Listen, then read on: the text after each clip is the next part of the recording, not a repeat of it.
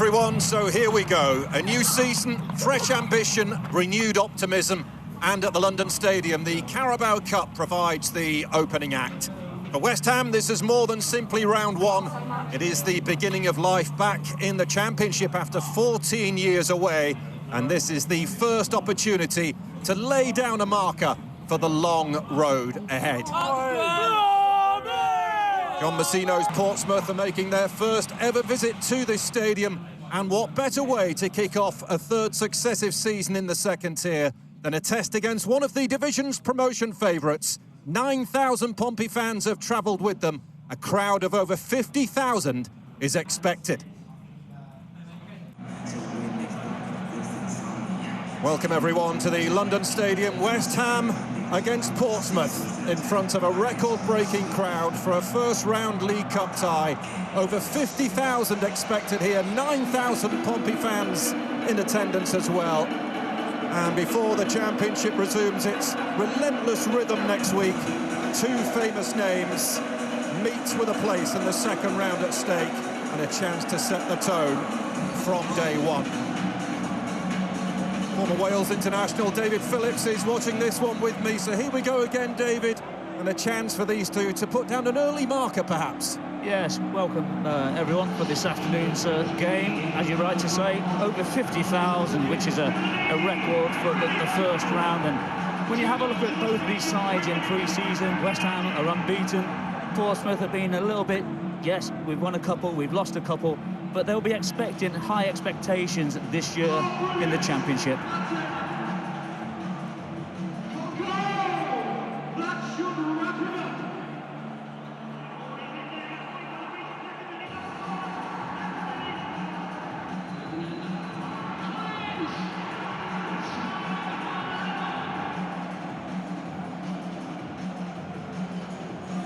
Well, what a setting we have, what a crowd we have.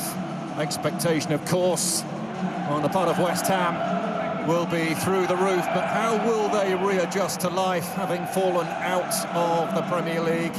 2 or 3 stars have left, but there are still several here, and they still have the squad that will be expecting to challenge at the top of the Championship. But this game here offers an early glimpse, whilst for Portsmouth, who are now establishing themselves firmly as a Championship club, have the opportunity to gauge just how much work they might have to do in the months ahead.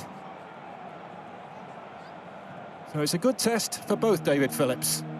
Yes, it is, and you'd expect West Ham will be one of the favourites to get into the Premier League for next year. In respect of Portsmouth, yes, they finished 18th last season, but they are starting to rebuild. And you look at some of the players that have been associated with them. There's a lad called McQueen from Chelsea who's potentially coming on loan. Abu Kamara, they've been looking at from Hull City for a couple of million. And also Cisse, another one, a Gambian international. But they have bought already so far this season, and they'll be expecting to finish a lot higher than 18th. Incredible support here for Portsmouth. 9,000. What a following. They have been flirting with relegation in their last 2 seasons, but strong finishes have allowed them to maintain their Championship status. A team that have reached the quarter-finals on 5 occasions, the last in the 2009-2010 campaign. They were beaten at home by Aston Villa under Avram Grant, who would suffer relegation with West Ham the following campaign. So a connection between the two clubs in that regard. This is the first meeting since January 2012, when West Ham won 1-0 at Fratton Park. Mark Noble with the only goal of the game from the penalty spot. West Ham also won the reverse fixture by 4-3 as well. Hasn't exactly been a busy summer in terms of incomings for West Ham, just the one new face so far, but we are expecting them to be active before the window closes. And the bubbles have appeared in true West Ham fashion here. Nuno Espirito Santo taking his seat. And and looking to emulate what he did with Wolves when they romped to the title back in 2018 in the Championship. One of the best Championship sides we've seen over the years. West Ham ready to embrace the challenge in front of them. Portsmouth ready to relish the challenge as well. And after a long summer, of course, where we've watched the World Cup, domestic football is back on the agenda.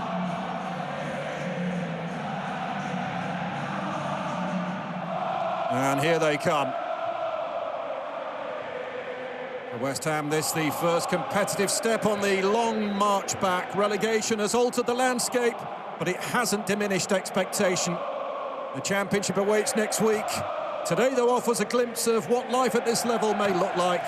Portsmouth, now established as a Championship club, ready to test themselves against one of the division's big names before the league business begins. Well, Jared Bowen remains a West Ham player, and that in itself, David, is a statement. Oh, yeah, you don't want to lose your talisman, and certainly last season he had an excellent year once again. 9 Premier League goals, 11 assists, started all the Premier League games, and you can't allow your best players to leave. We know that Somerville's gone, Fernandes has gone, Wilson's gone, Potts as well, but Jared Bowen is a must. Well, as mentioned, it has been a quiet summer for West Ham in terms of new signings, just the one so far, with former Brighton defender Joel Veltman starting on the bench today. 6 of the 11 all started the final game in the Premier League last term, including Player of the Year Konstantinos Mavropanos and club captain Jared Bowen, who could have moved on but is committed to getting the club back to the Premier League. Academy graduate Lewis Orford has caught the eye in pre-season. Kati Castellanos leads the line. He finished the last campaign with 7 goals, having joined in January. Portsmouth made 6 summer signings so far. 2 of them make their debuts from the start here. Estonian international Rocco Shane, brought in from Norwegian side Fredrikstad, and 18-year-old New Zealand international Luke Brooks-Smith, who's joined from Wellington Phoenix. Terry Devlin had an outstanding breakthrough campaign last season. He's attracted interest from elsewhere, but John Messino is confident he will still be a Pompey player by the end of the window. Adrian Segicic was top scorer last term, and Colby Bishop starts up front with £3 million new signing Marko Milivanovic among the substitutes. And the 2 managers there, Nuno Espirito Santo and John Messino. And Jared Bowen will be the talisman for West Ham. 9 goals in the Premier League last season. The last time he played at Championship level, he was the top scorer back in 2018-2019 with Hull City. And on the right of your picture, wearing number 19, Rocco Shane, an Estonian international, an unknown quantity, David. There'll be lots of those that we'll witness over the coming weeks. But Portsmouth have been pretty busy so far. Well, they have, and when you take into account that they've gone and spent a couple of million to get Shane into Portsmouth, played his football over in Holland and Norway prior to coming over here into the Championship, but certainly he'll be one to watch, especially this afternoon. On duty today is our referee Adam Herksek, and on a glorious day in East London, we are all set for kick-off.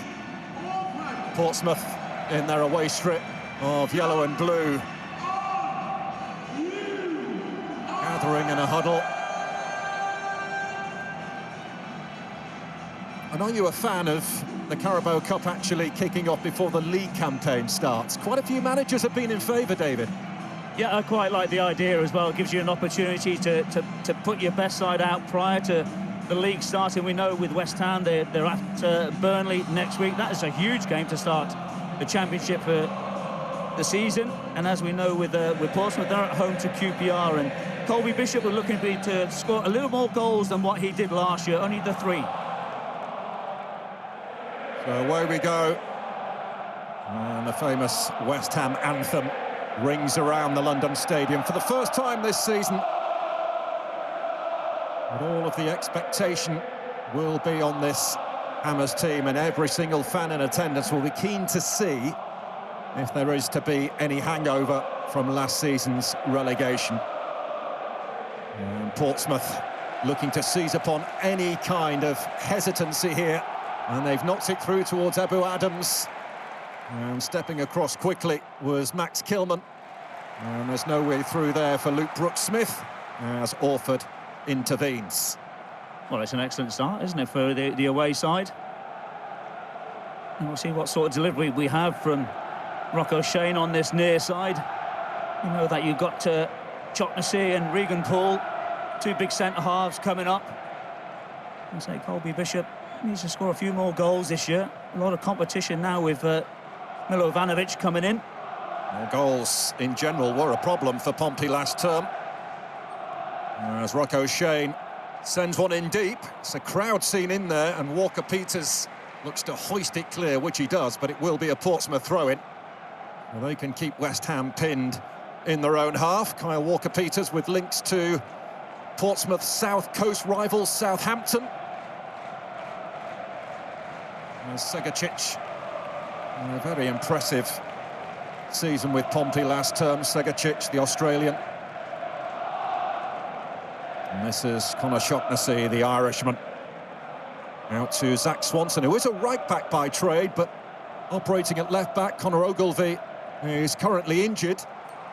And it is expected that Swanson will actually challenge for that spot throughout the entirety of the campaign at left-back as Mavropanos concedes another corner. Well, the one thing that John Messina has said, that he's brought in 6 players so far. He still needs 2 or 3 more as well. Doesn't want to get to a situation where he had a game where he only had full-backs to play, no centre-halves whatsoever. So he's looking possibly for a couple of players in the back line. Swung in by Shane, but it evades everyone in there. And Pompey had thrown plenty up for it too. But Rocco Shane, a player that John Messina feels will add physicality in his midfield area. Good on the ball too. And it is no surprise to see their big summer signing Milovanovic on the bench. He did arrive short of match fitness. Played the opening 30 minutes this week in a friendly against Kuwait behind closed doors. So we might see him before the afternoon is through. West Ham unbeaten throughout pre-season. Whether that counts for anything, who knows? No, it's always the case, isn't it? You have a look at the sides that you're playing against, and I just wonder whether or not it's one of those that you have to bring a lot of confidence coming into the Championship. 38 games played in the Premier League, 46 in the Championship, so a few more. So West Ham, they have to have a big squad, they have to have quality players, but they are going to be favourites to go up after the drop from last year. Yeah, last time they were relegated, West Ham, they bounced back at the first attempt. Sam Allardyce guiding them through the playoffs against Blackpool, I think it was. And Nuno Espirito Santo has stuck around, try and guide them back to the top flight. Orford attempting to find a way through, but that was quickly won back. Nicolas Schmidt, who gets the nod between the posts today, despite the arrival of new Polish goalkeeper Daniel Belica. He's on the bench. And Walker-Peters getting up high to win that against Swanson. Now, what a job he has done, John Messina. There were rumours in the summer that he might be moving on elsewhere. He was linked with Bristol City and revealed recently that there was contact from Bristol City with his agent, but there was no formal offer made. But when you think where Portsmouth were when he took over and where they are now, he really does need to be applauded for the job he's done. No, he's done a fantastic job, hasn't he? And there's a lot of speculation surrounding Fratton Park as well. I know it's one of the older grounds, but got some good players playing for Pompey. You have a look on the bench as well. You've got good experience with Josh Knight especially. John Swift is a midfielder who I quite like as well. That's not a bad-looking ball at all. The whistle has gone. Bishop thought his moment may have arrived, but the whistle had gone nice and early. A foul on Mavropanos, who looks like he's taken a whack to the back of the head. Yeah, and the one thing that we don't have today, we don't have VAR.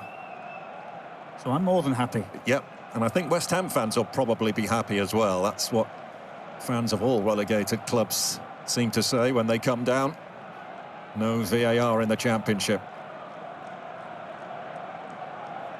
This is Mavropanos, the Player of the Year for West Ham last term. Hermansen into Lewis Orford. Really looking forward to seeing what he can do in the Championship. Perhaps we'll get an extended run in the team. He's really caught the eye in pre-season. Yeah, there's a lot of people I've got a few friends from who support West Ham United, and they've seen him on a couple of occasions and really like him. But it will be interesting as well, because Souček is out injured at this moment in time, so he's vastly experienced. But what I've seen of Orford so far, I'm very impressed with the youngster. Long it goes, and Pablo looking to make use of this. There was a flag, though, on Castellanos. Scored 7 goals, the Argentine last season when he arrived from Lazio in January. Another player that has been linked with other clubs, most notably Everton and Fulham, who were linked earlier in the summer. You know, I've seen him on several occasions, and I tell you what, he is a threat. He's very aggressive, very direct as well.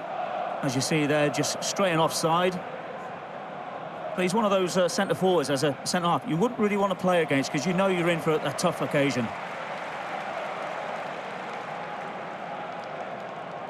Certainly will be a big season for the player who will be supporting him in attack today, in Pablo, who's yet to score for West Ham. He was Nuno Espirito Santo's first signing as Hammer's boss. Paid 20 million for him. You know, and when you look at his scoring rate when he was at Gil Vicente, you know, he was a 1-in-2 striker. Just a little coming together here between Abu Adams and Adson Alvarez.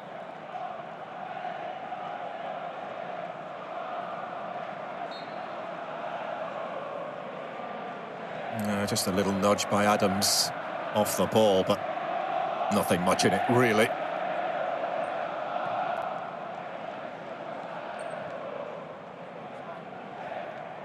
Regan Poole. This is Terry Devlin. What a terrific campaign he had from right back last season. And Portsmouth will be very, very happy indeed if he's still with them come the close of the transfer window. So not only as a right back, but he's also got great versatility. He can score goals as well. Yeah, correct. But the one person, I know the game's only 8 minutes old so far, is Segacic. I want to see him on the ball. Did really well last year, scored 11 goals, and especially the hat-trick that he scored against Stoke City. Very impressed with his movement. It doesn't only stay on the right-hand side, but he comes inside as well, goes beyond Colby Bishop.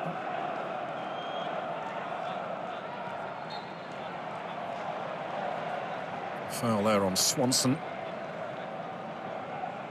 Kante, and they've got high hopes for him as well, Mohamedou Kante. Still quite raw, but the potential is clearly there.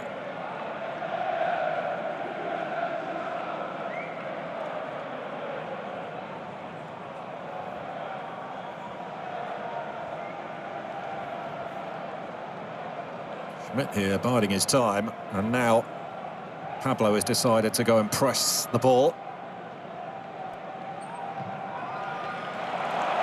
Owen, chance to stretch those legs perhaps. But, well, I was going to say it was well defended, but it was a scuffed clearance that almost presented Bowen with another opportunity to glance across and perhaps deliver, but out of play it goes eventually. Yeah, how important is it that Jarrod Bowen remains here at West Ham United?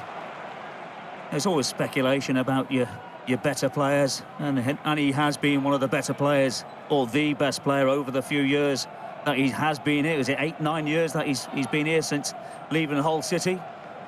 He's one of those players, if I was a manager, I would want him my side. I think he's an exceptional talent. I think his father-in-law had any influence on him sticking around. I suspect he may have done.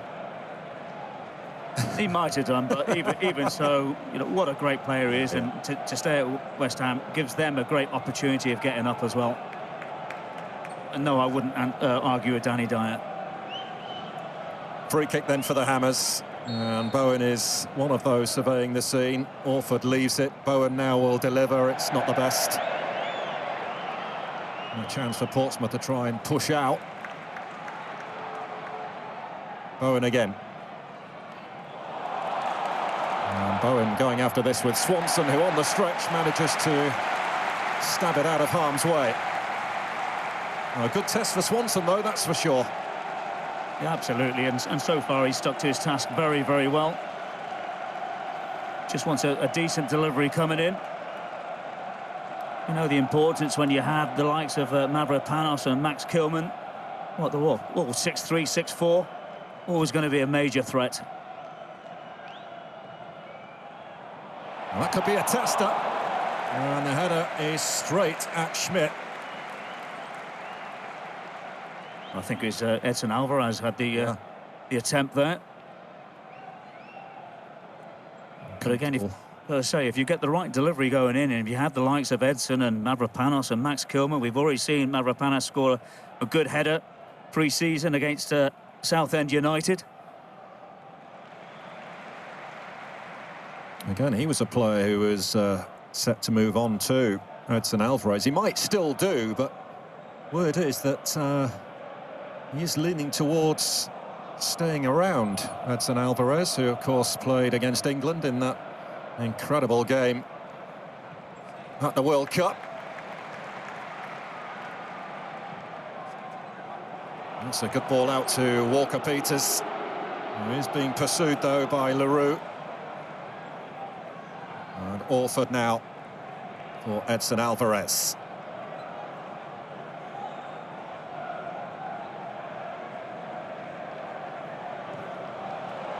Straight ball over the top is a good one. No flag yet on Walker-Peters. There is now. Yeah, and that's the one thing that Walker-Peters does all the time. He'll make that run from outside to inside. Doesn't mind going beyond Jared Bowen. But again, it's a decent line. There you can see he goes far too early. A couple of yards the other side of the Portsmouth fullback. But one thing I'll have to say so far, I'm loving the atmosphere, by the way. It does set a new record today, this crowd, for a first round League Cup tie. Over 50,000 expected. We've not got the official number in yet, but it will be around that figure. Swelled, of course, by those 9,000 travelling fans as Devlin takes the throw. It doesn't quite reach Abu Adams. Brooks Smith rising. There's Shane. And Colby Bishop now in a tussle with Ollie Scarles. And it's gone against Bishop. Needs some goals this season, Colby Bishop. Only got 4 last season. Yeah, which is most unlike him. He's normally double figures, etc.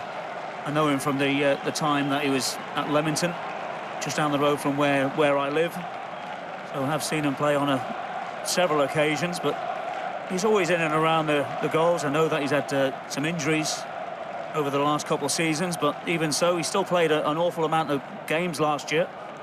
And I think John Messina will be looking for a little bit better return. But as we mentioned with Milovanovic coming in, could it be a case that they might go with 2 up top at some stage?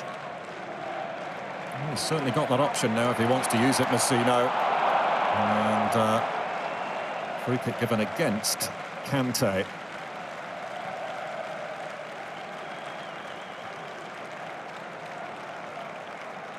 Bishop. Brooks Smith. Swanson.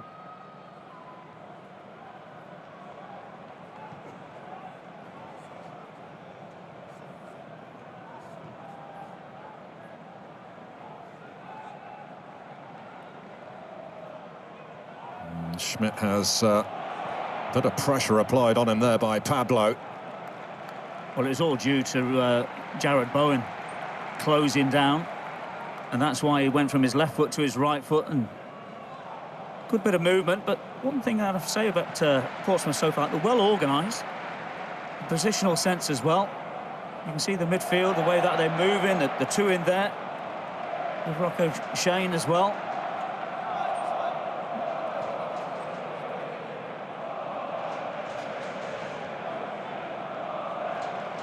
Regan Paul.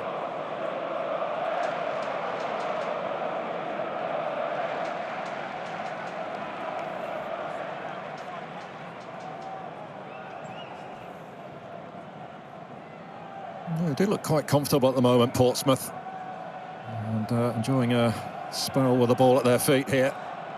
Swanson. Brooks Smith has made the run for him. Walker-Peters going after him.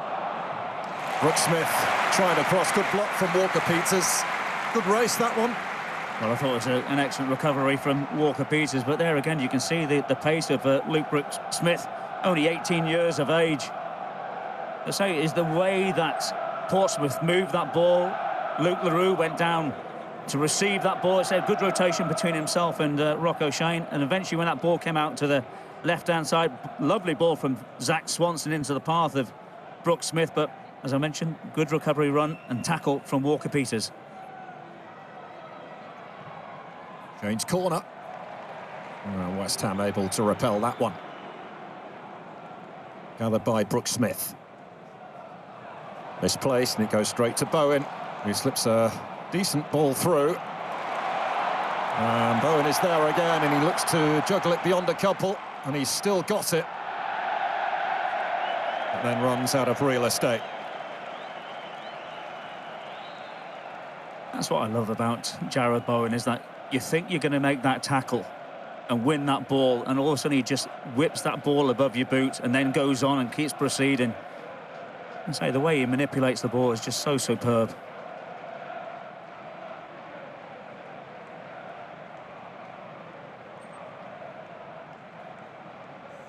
Swanson's throw.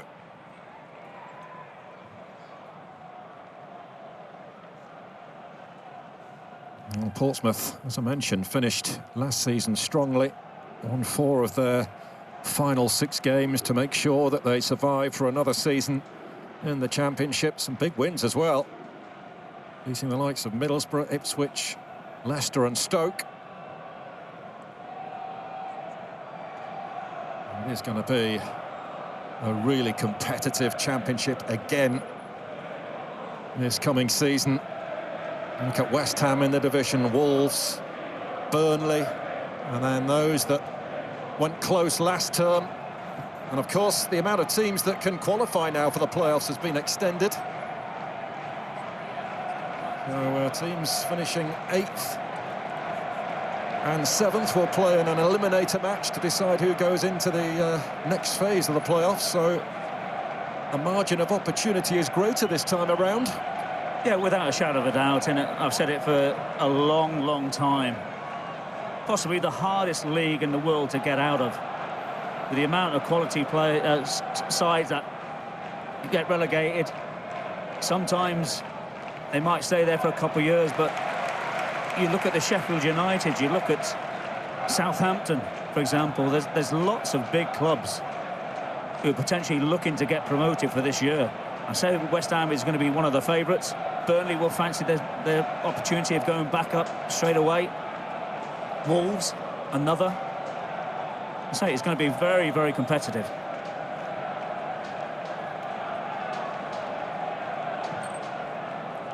Driven out wide by Schmidt. Good ball too.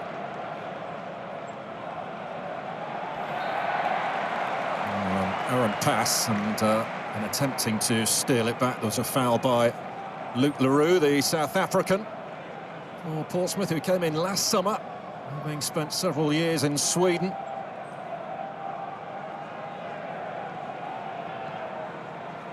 Mavropanos. Kilman. Back for Mads Hermansen.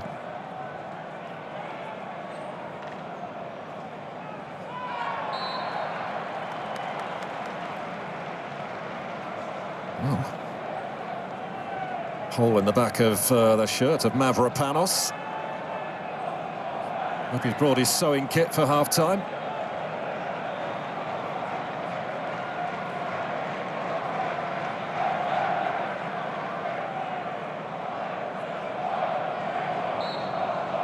A chance here for Pompey to throw the big men up from the back. Swanson lines up this free kick.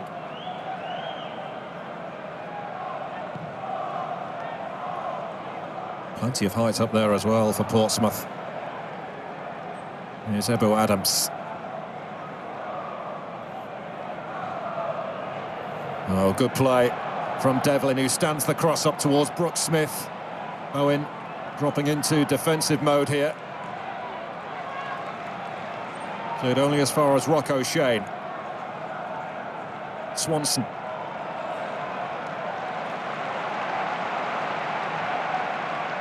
It must be said that Portsmouth definitely not overawed by the occasion, playing in front of a big crowd like this.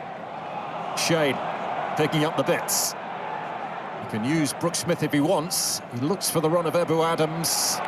And Kilman doing his utmost to protect the ball. And try and ensure that Hermansen can get on it. And a bit of afters between Hermansen and Adams. And the referee might just want a polite word. Yeah, a polite word and a little bit of sense and sensibility from the referee. You can see there with Edson, he's just really waiting for Hermansen to come and collect the ball. And Hermansen just wants to get on with it, try and release a little bit of a transition, but there you can see Adams just getting in the way, and sometimes with referees you have to be sensible about it. But you're right in what you're saying in regard of with Portsmouth. They're not overawed by the situation whatsoever. They're very composed, so very well organised, and at times very patient. Panos launching it. Not a comfortable back pass that from Regan Paul, but it mattered not to Nicholas Schmidt, who did really well to control it. The Austrian goalkeeper. Yeah, he must be thinking, what on earth is going on? We've signed another goalkeeper, but I think it's to put him under a little bit of pressure. He did play, what, 34 times last season. Well, I think at the moment they've got 4 goalkeepers on the books, Portsmouth. Joseph Bursick, Toby Stewart, Daniel Belitza. So 4, so you would expect at least one of those to be moving out somewhere before the window closes.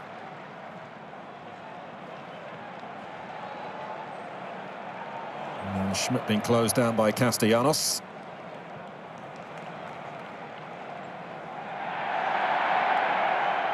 And West Ham fans howling for a free kick. But what is given is one the way of Portsmouth. They felt there was a foul just prior on Kante. Well, I totally agree with you. I did think that was a foul on Kante from Regan Poole. But you can see with Kante, he's quite tall, quite aggressive. Doesn't mind getting himself forward. Good on the ball as well. I like him. You say he's a little bit raw, but...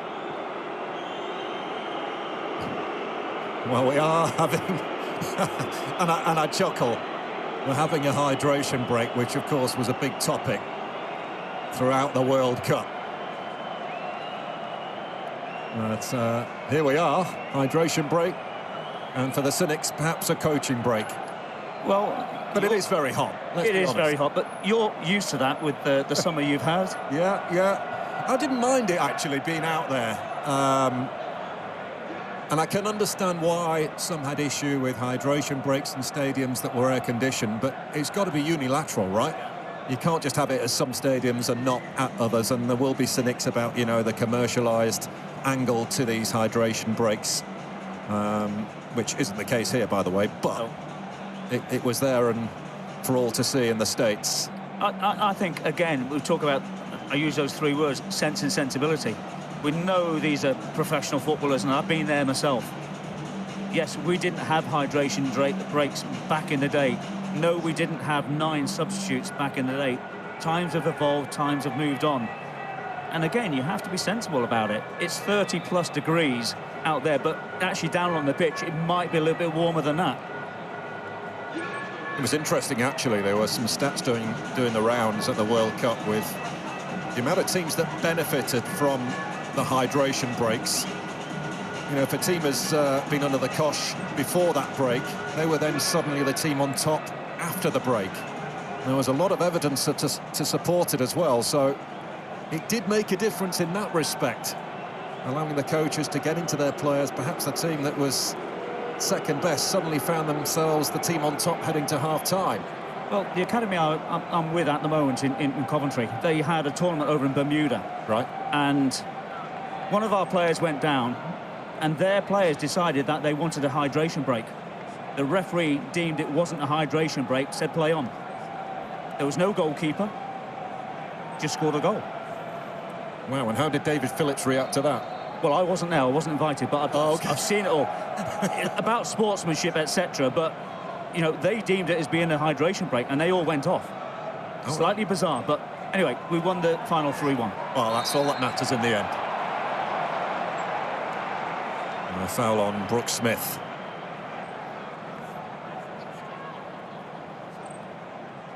Yeah, Walker Peters putting his hands on him there.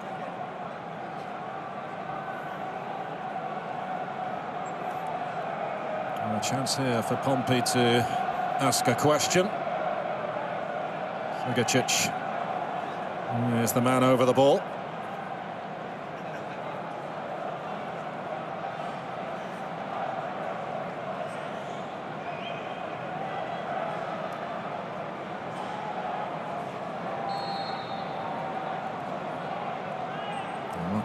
Shane is also close by. He's left it. Segicic to bend one over. Headed away by Castellanos. Back in from Segicic. Brooke Smith looking to keep things alive. It's a fair old scrap on the edge of the Hammers penalty area. Now Swanson. And behind it goes. Yeah, it's always going to be difficult. Such height and aggression, isn't there, from the West Ham players, especially when they got a set piece against. And say Castellanos as well coming back, and Felipe, Kilman, Mavropanos, Alvarez. But they're always going to be a threat going the other way as well. And Kilman under pressure, managing to play it out to Ollie Scarles, the England under-20 international. And was that Castellanos that went down there? It was, I think.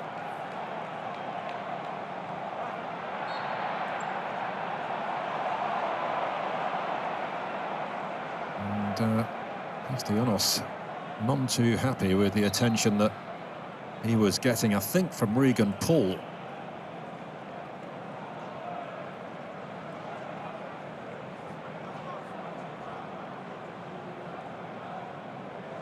And this is something that West Ham will have to get used to, particularly in the Championship, the physical nature of it.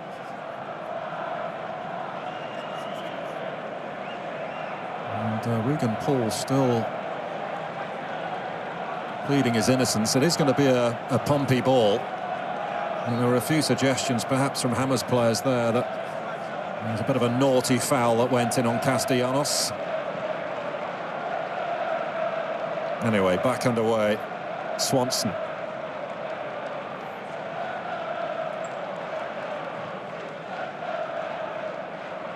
One thing that John Messina would be looking and hoping for this season is an injury-free campaign. Injuries have really blighted Portsmouth over the last couple of years since stepping up to the Championship. Here's the earlier one. Keep your eye on Castellanos and Poole.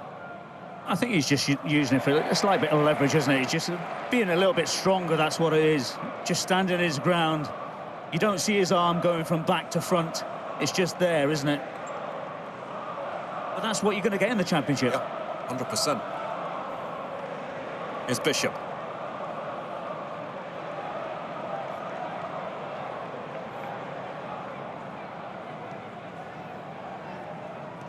Not going to see down the line, but Bowen well placed to stop it from reaching Swanson. Half an hour gone. How do you think the two managers are feeling about their team's display thus far? But I think he'll be both managers will be relatively happy defensively. I think it's in the final third where we've not seen an awful lot so far. We've just seen the one little save from Schmidt, from Edson Alvarez. But not enough quality in the final third is what I think both managers might be looking at half-time. Echo Shane's look neat and tidy on the ball, I must say. One of the two new signings in the starting lineup for Portsmouth so far, used the ball very well. Yeah, I like the combination between him and Luke Leroux. Very, very impressed with those two. As I mentioned, they've got John Swift. Marlon Pack is going to be one of those who's, I think, is injured at the moment. Yeah. You know, so there's another alternative as well to come back in. Yeah, one of several. And the big miss at the moment, Josh Murphy. Yeah. Who's such a threat out wide. And the sooner they get him back, the better. And also you've got Josh Knight as well, who plays in there as well. Who can play as a fullback. So they've got some alternatives as well. But I know that John Messino still wants to go and sign another couple of players. We mentioned about the two, Kavuma McQueen possibly coming on loan from Chelsea. Jesper Cisse is another one, potentially. But Abu Kamara is one they definitely want from Hull City. He had a terrific loan spell, didn't he, in their League One title-winning campaign, Abu Kamara. And adored by Pompey fans for what he achieved during that campaign. Would love to see him back. Abu Adams attempting to swing it in, but quickly closed down by Ollie Scarles. Made 13 appearances in the Premier League last season, the 20-year-old who's been with the club since the age of 11.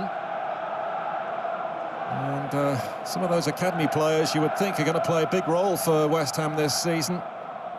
And one player they were, certainly the fans were hoping to see play straight in the Championship was Freddie Potts, but he's moved on to Club Brugge. Shane puts a deep corner in. And that shot is in! It took a deflection. And it's that man, Segacic. East London for now turns blue. 9,000 voices, one thunderous roar. And it is Portsmouth who strike first in East London. West Ham 0, Portsmouth 1. Well, first and foremost, I thought it was an excellent header to start with from West Ham. They see the header going out from Kilman. Comes on to Segacic. Just wonder if it takes a little deflection. It does, doesn't it? Is it from Mavropanos? There's the header. Good chest control, you have to say, from Segacic. But then you have to see it from a slightly different angle. Does Hermanson see it a little bit late? But I'm sure it takes that slight deflection off Mavropanos.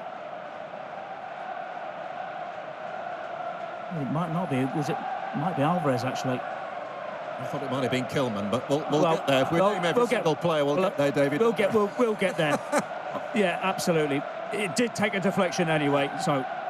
Slice of fortune, but he was prepared to have a go, Segacic. And it's brought reward for Pompey.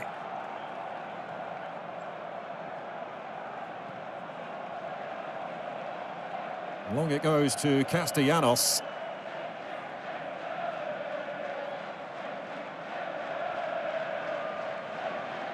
Bowen.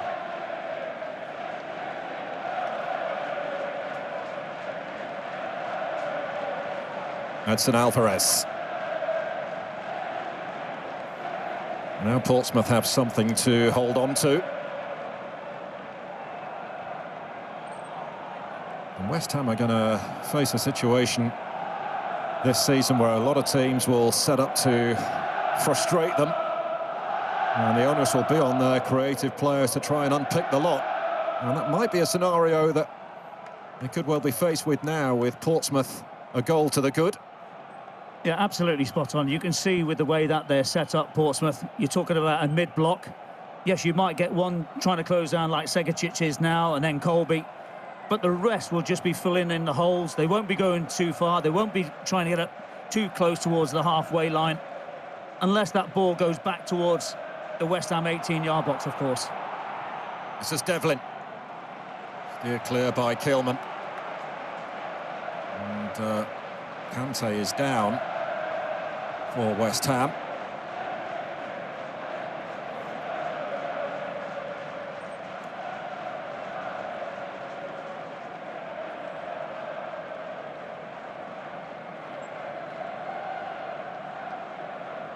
Yeah, extend from that challenge from Ebu Adams. Back on his feet again.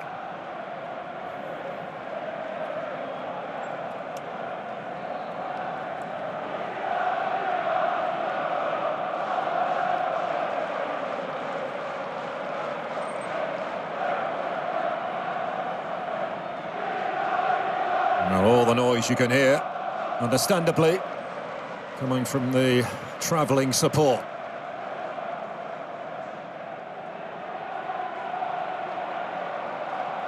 Segacic having had a great season last season, will be thrilled to get off the mark for the new campaign. Mentioned earlier, goals for the whole team was an issue last term. 49 goals from their 46 league games. Clearly something that has to be improved upon this time around.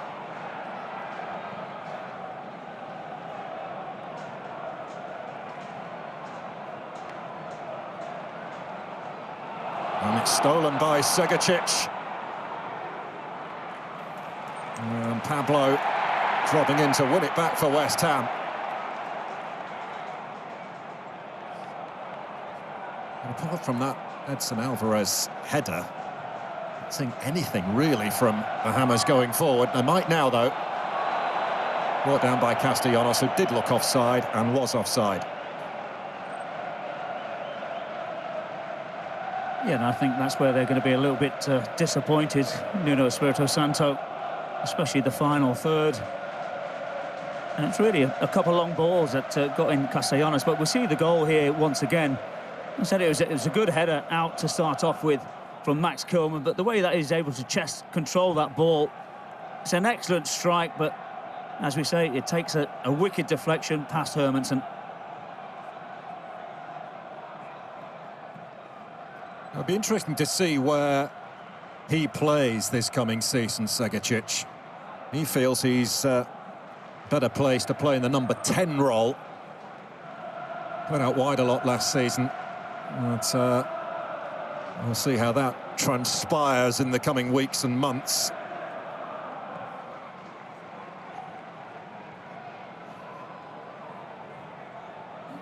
And here is Segacic.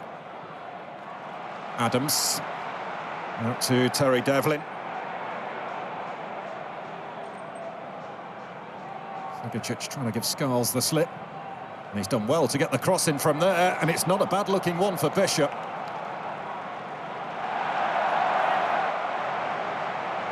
He was well marshalled, but he's right to applaud the ball in. Well, Segacic, I just love the way he's got that great balance where he can go left, right, and then just manipulates that. But I think the ball does come off Colby in the end. But the referee's given a corner. But certainly he's a talented player, isn't he, Segacic? You mentioned about playing in the number 10 role, but playing very similar to Jared Bowen out on the right-hand side.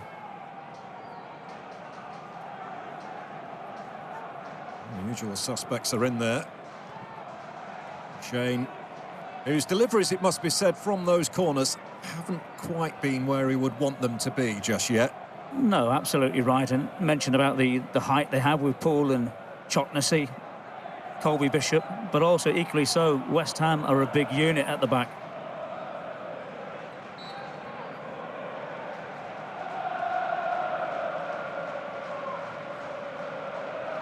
And that's found its way through to Bishop. Away by Kilman.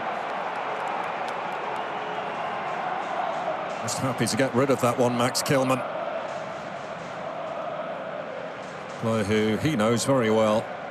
Worked together at Wolverhampton Wanderers. But, plenty to ponder for Nuno Espirito Santo.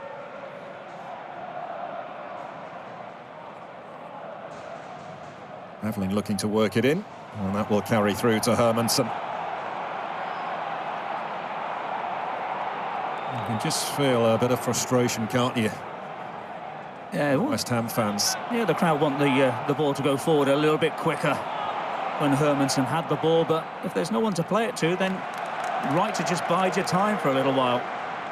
just feel a little bit slow all round from a West Ham perspective at the moment. I understand the fans' frustration.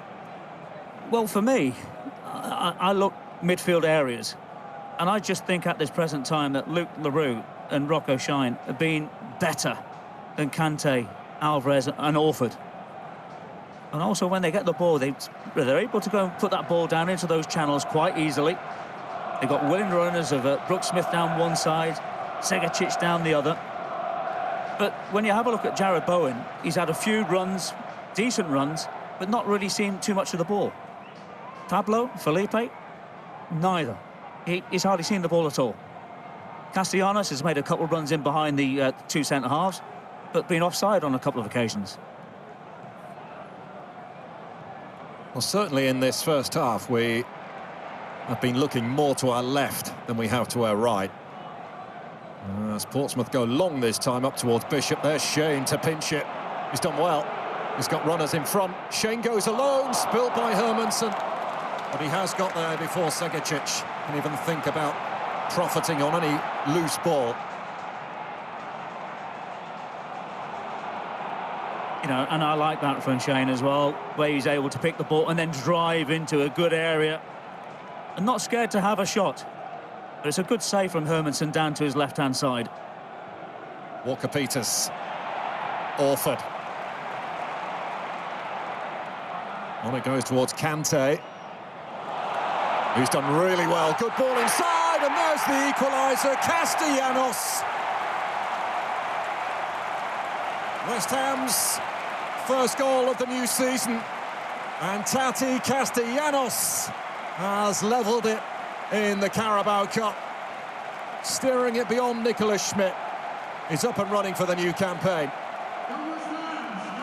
Well, you have to say that Mo Kante does so well, the way he's able to just drag that ball back. But what I love about Castellanos, he finds himself into a decent position.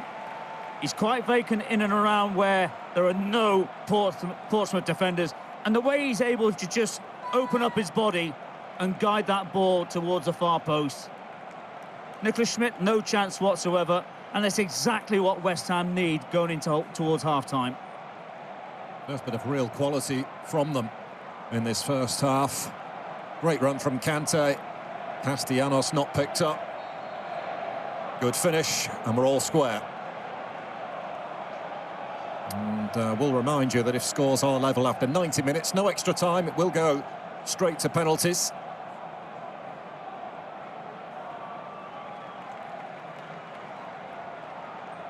So not a bad time to score either for the Hammers with half-time approaching. Yeah, certainly the team talk will be a little bit different now. But as I said, there has been a lack of movement, especially in the final third for West Ham, going in towards the Portsmouth area. But this might just give them a little bit more confidence. Again, Paul conceding the free kick. Alvarez.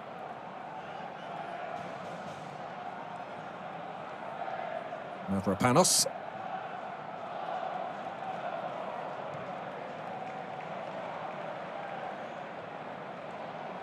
Scars did well to keep that one in play. And he gets it back from Pablo. Pablo again. Oh, what a goal! What a goal from Jared Bowen. The man they could not bear to lose has turned it round for them. From one down, West Ham lead 2-1, and a moment of genuine quality from the captain, Jared Bowen. What a hit. Well, I don't know how many times I've seen that from Jared Bowen, but he does it so well. You have to say that Pablo does well to start off with. I think he overhits this ball here around from Shane, because he wants to go and take on the shot himself, but as it falls to Jared Bowen, he's only got one thing in his mind. Doesn't need to take a second touch. And there's the ball in the back of the net. How many times have we seen that? And it's a great response from West Ham going in towards half-time.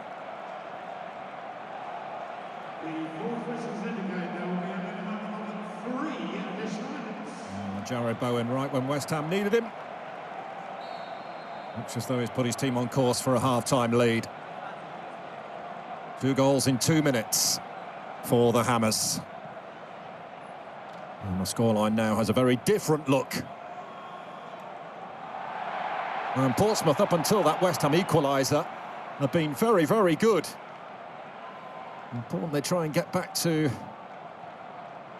performing the way they did from the very start.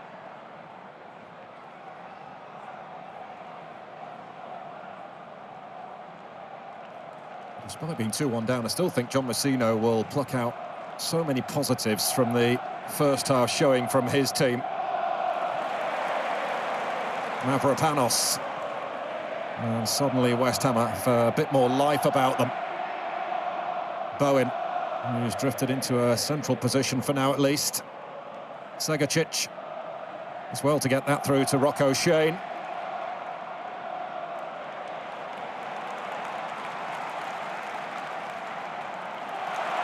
Now they are zipping the ball around. Amazing what goals can do for confidence. Pablo. Orford.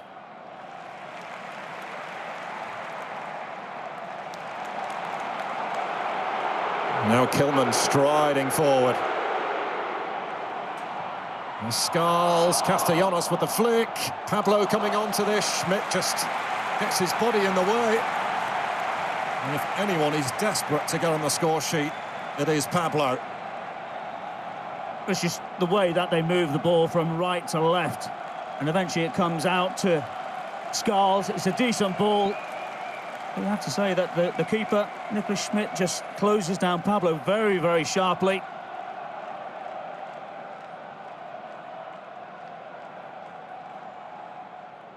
A chance here to increase their advantage even further, perhaps. Schmidt taking control, the goalkeeper. And Orford with a good challenge on Brooks Smith, who was attempting to break free.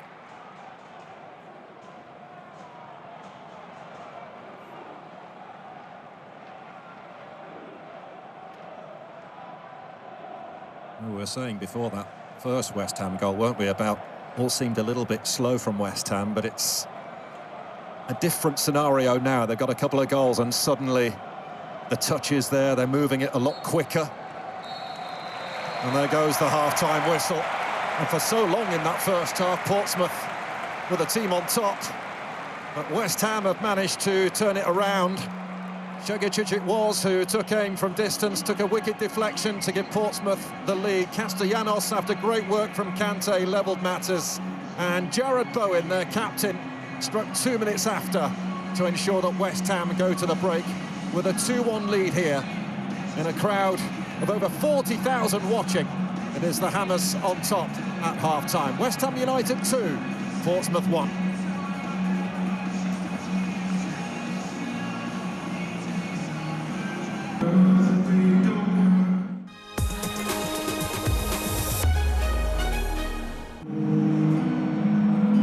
West Ham have managed to turn this around for 42 minutes or so.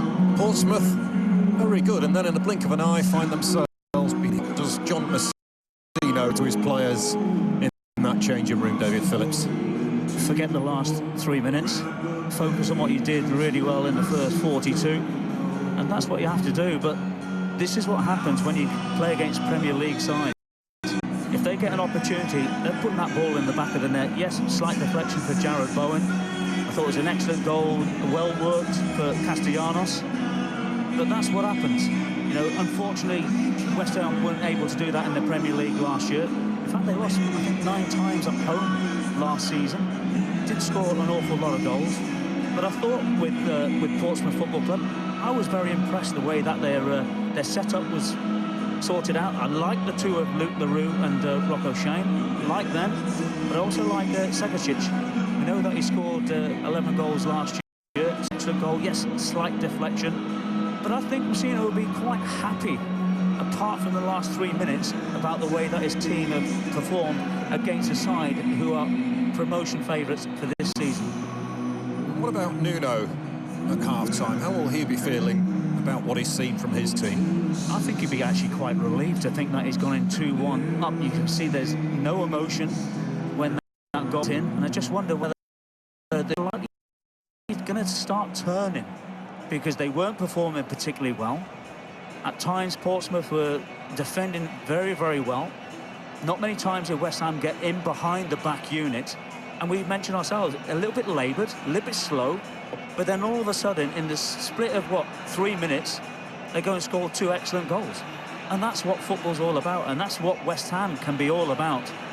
But it's going to be a long, long season. They've got another 8 games to play this year. So they've got to have the squad, they've got to maintain players who are going to be fit, healthy. But we also have to say that about Portsmouth, who lost a lot of centre-halves and full-backs, etc. last year, wide players. And that's why Messino is in the transfer, looking for new players to come in. As I said, it's going to be a really exciting championship this season. So some work to do in this second half for Portsmouth, who trail by 2-1. They have been knocked out in their first round in each of the last 2 seasons. They were beaten at the first hurdle, home to Reading last term, beaten by Millwall the year before. But they have progressed from 2 of their last 3 away ties in this competition. And even though they are behind, they should certainly take plenty of encouragement from their side's first half performance here in East London. And I guess from West Ham's point of view, just starting with a win in front of your own fans who had to suffer relegation last season would be a huge positive ahead of the league campaign getting underway a week today. Yeah, absolutely right, and especially here at home, as I mentioned, losing 9 times last season. You really don't want to go out on the first opportunity. People like Ward-Prowse are going to be invaluable this year. With his experience that he's had, we know that some of the youngsters who've played during pre-season, a lot of players, people like Nuno Espirito Santo, are more than delighted the way that the academy has been working. And we just have to wait and see. But they've always had an excellent academy. Even when I was playing, always very difficult to play against. And still they keep moving that ball the way they have the 1-touch, 2-touch. And I just wonder with somebody like Segacic, I'm just looking here for Portsmouth, you know, not being disrespectful, a bigger club might come in for him, because I quite like him. Yeah, he's looked lively, he's looked sharp. Segacic. And by contrast, Castellanos getting off the mark in the opening match is a big plus for West Ham. They are looking to add to their forward options, and Troy Parrott's name is a name that will not go away. The suggestion is that he will be arriving before the end of the transfer window. That would be a great signing for West Ham at this level. Well, but it will be, because I think offhand he's had an excellent season over in Holland. But the other person that we've got to mention, Manor Solomon, potentially coming here as well. Again, and what it is, you need players who can compete with other players, have 2 players for each position, 3 players, have some academy players in amongst it, as we see with Orford playing today. You've got some other good players, I have to say. Golan Beckers, who we just saw just moments ago, he's only a youngster who plays at the back. Again, very exciting. So good times here for West Ham. I know it's not great going down into the Championship, but it might be something where they can actually go and rebuild for next year. Well, the man who gave Portsmouth the lead is about to get the ball rolling. Adrian Segacic standing over it. Adam Herkseg just checking everything is in order. Those 2 quick-fire goals towards the end of the first half sees West Ham currently on track for a place in round 2. It goes to Nicolas Schmidt. Interesting there, right from the kickoff. I think it was Castellanos, or possibly it was Pablo, actually. Pablo and Ebu Adams just stood forehead to forehead, like you see boxers do at the weigh-in, on the halfway line. Not even looking at the ball, not interested where the ball was.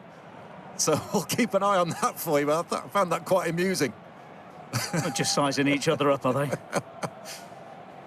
Oh, dear. Oh, it's great to have it back, though, isn't it? Domestic football back on the agenda again. Yeah, absolutely right. Can't beat it. Mavropanos for West Ham. And Swanson. Now Terry Devlin taking no chances, just ensuring Pompey keep it.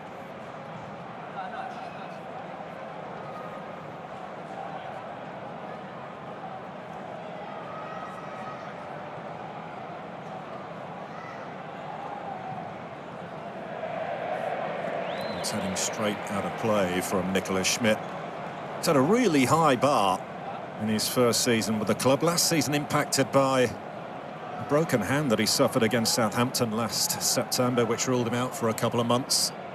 He has got additional competition now by the giant Polish figure of Daniel Belitza. That's Hermansen, who himself had a spell out of the side for West Ham last season. Alphonse Areola had a fair run in the side before Hermansen came back in. Again, two very good goalkeepers, aren't they? Well, Hermansen now looks as though he will be Denmark's number one, with Kasper Schmeichel retiring. And a real chance now for Hermansen to establish himself on the international stage.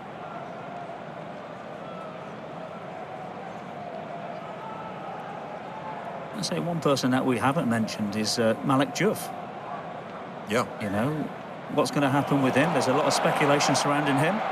Walker-Peters, meanwhile, for West Ham, and plenty in claret and blue coming forward. Bowen is one of them, and he's played that ever so well.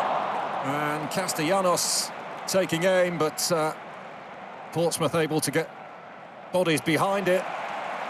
Now it's Orford. Walker-Peters. Slipped onto Pablo, looking to steady himself. And Schmidt at his near post has to tip that one round it. Orford having a go. Well, I think when we look at the initial highlights, this is a great challenge from Devlin on the far post. Not this one, the earlier one that we saw, when it's great movement down the right-hand side, the little bit of movement, the one touch, there's the little flick round the corner into Pablo, and then when it comes out to Castellanos, it's Devlin who makes that challenge. Great timing. West Ham corner. Only partially away. Orford will leave it for Bowen.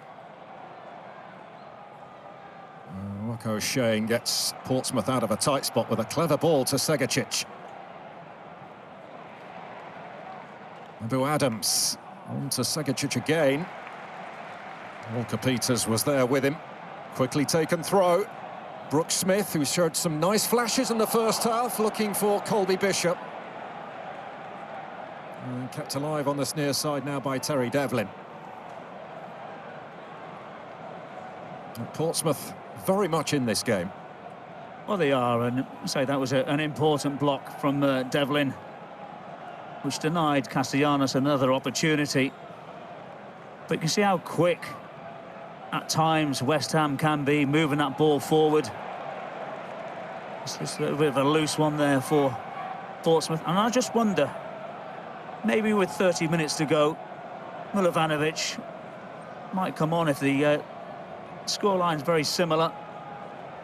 Just add a little bit more aggression and height for Portsmouth going forward. Walker-Peters has got clear of Swanson. On it goes to Bowen. Danger here. It's a lovely cross, and put away by Castellanos for his second of the day, as West Ham United stretch out into a 3-1 lead. What I really like about this, and when you have a look at Jarrod Bowen, you can see there is an overlap towards the far post. But the way that he puts his head up, has a little look, good movement from Walker-Peters, and then a good, excellent ball into the path of Jarrod here. And then the way that he looks up and just picks out Castellanos. He could have gone further, but no. Castellanos made a great run in between the two Portsmouth defenders. Excellent header. Schmidt no chance. That's a welcome goal once again for Castellanos and West Ham. What a ball it was from Jarrod Bowen. A goal and an assist. And 2 goals now for Tati Castellanos. And West Ham with a 2-goal buffer. And with that, there is going to be a change. And Thomas Waddingham, 21-year-old Australian, is introduced here for Pompey. withdrawn is Luke Brooke-Smith.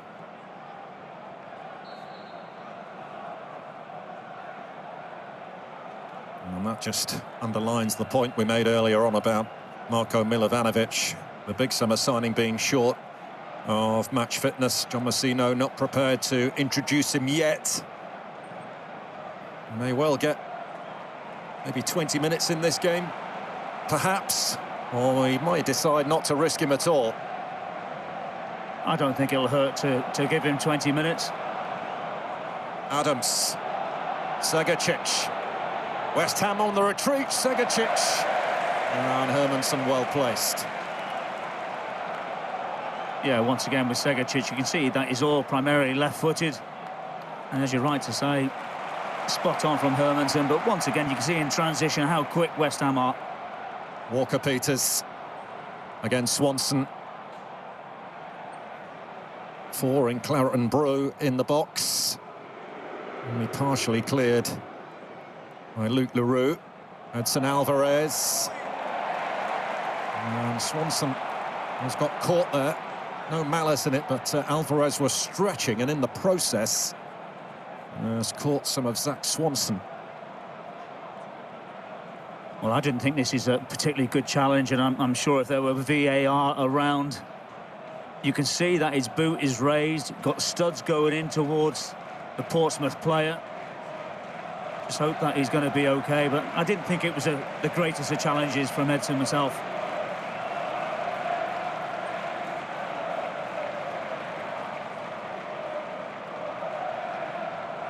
And Swanson on the receiving end. There is a card actually for Alvarez, but I must say at first viewing it just looked like he overstretched to try and get the ball, but on the replay it does look worse than perhaps it initially looked. Yeah, it's not nice, clever, is it? It's not clever. You can see that he's sliding, his right foot is off the ground, studs are going straight into, was it Swanson, did you say? Yeah. That's not a good challenge, and I think he's quite fortunate. So Alvarez has to tread carefully now. Swanson moving a little gingerly after that.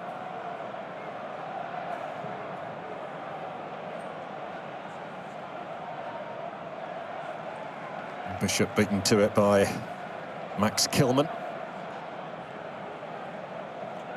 Did finish the season strongly at home, actually, West Ham. You talk about not too many wins, but only lost 1 of their last 9 on their own patch, and that was against Arsenal.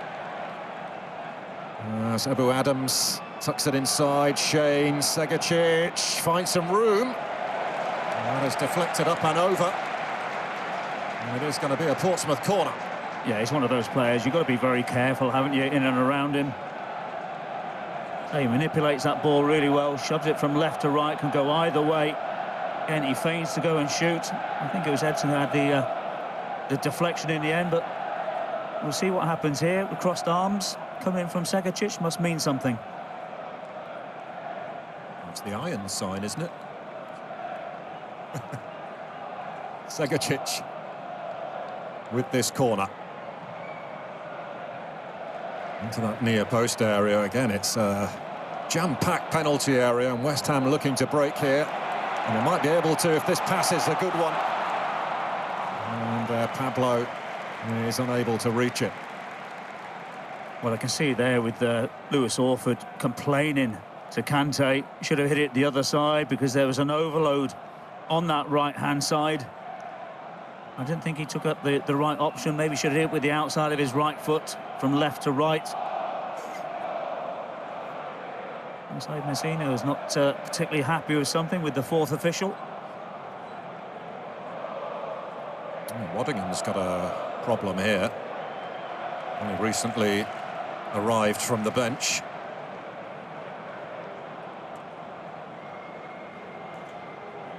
You mentioned earlier on about some of the players they're already without, although they are on their way back. But injuries have plagued Portsmouth over the last couple of years. It was innocuous from Waddingham. He just went down off the ball, no one around him. And those are generally the worst ones as well. Yeah. I just hope that he's going to be okay. As you're right to say, he's only just been on a few moments. John Messina will be praying that this is not too serious. John Harley there, part of his coaching staff.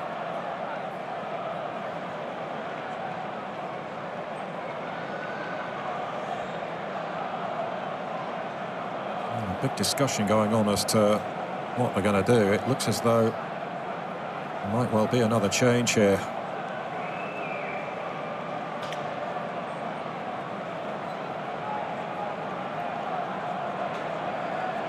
This would be a real shame for Thomas Waddingham if he's got to come off, and it looks as though he will have to. He's not moving particularly well. No, it is a shame as well, because he's had a decent pre-season, scored a couple goals so far. Still only young, so only 21 years of age, but like I said, if it's no contact whatsoever and he's just gone down off the ball, then they're generally the worst. And you have to feel sorry for Messina, the Portsmouth manager, with the injuries that he's had, especially last year. And coming into the new season, we know that there's a few already in the treatment room. Doesn't really need any more. Well, it's a shame for Thomas Waddingham, because he's had a fair few injury troubles since arriving in January 2025, and he will have looked towards this new campaign as an opportunity to perhaps have a full season without any issues.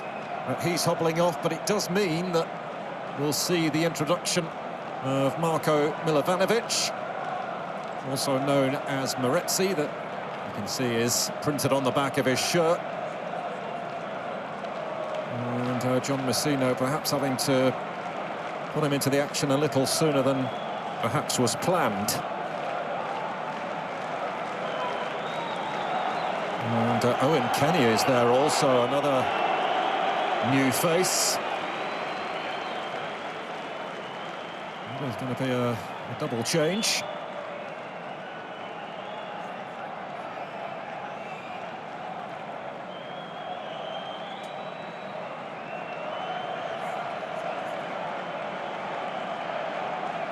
Waddingham not leaving the field here.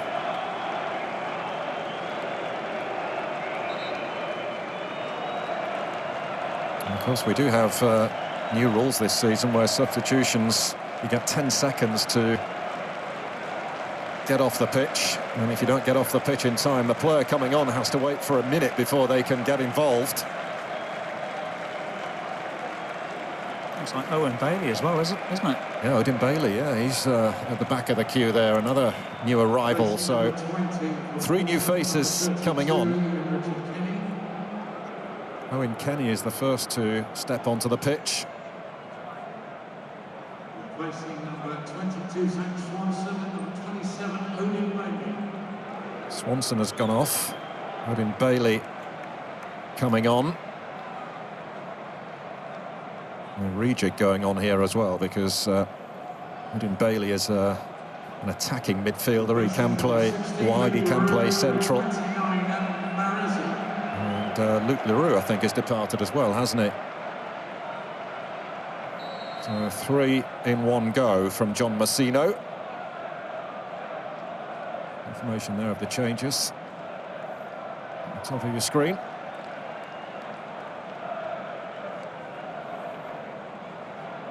Let's see what effect those changes will have on this Portsmouth outfit, who trail 3-1. Devlin. That's a decent-looking cross, actually. Hermanson electing to punch it away. Didn't get a great deal of distance on it. Owen Kenny. Devlin. That cross was blocked. And a foul to Portsmouth, a free kick their way. Well, I think you're exactly right. It's a decent cross from Devlin, but I'm not sure with some goalkeepers nowadays why they don't just go and collect that ball at a certain height rather than trying to punch it. I know he's having to come over at 1 or 2 bodies. Odin Bailey had a really good season last year with Stockport, helping them to get to the playoffs. Operating out on the left. Has he switched to a back three here, perhaps? John Messino, just having a look, possibly.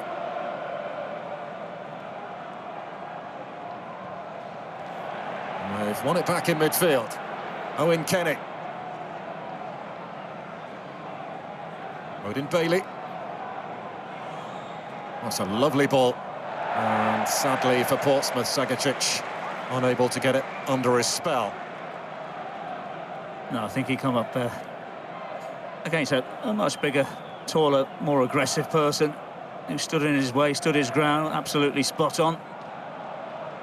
I think Espirito Santo will be a little bit more happier now. They've got that little bit of a buffer. Pablo. He's fouled by Shaughnessy.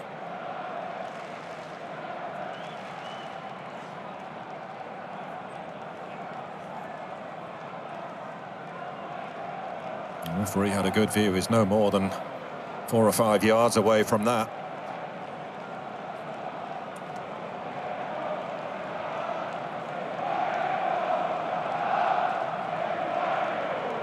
Orford. Jared Bowen.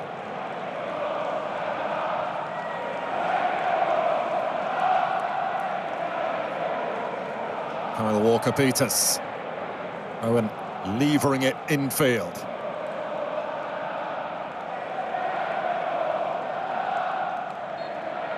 Foul now on Abu Adams.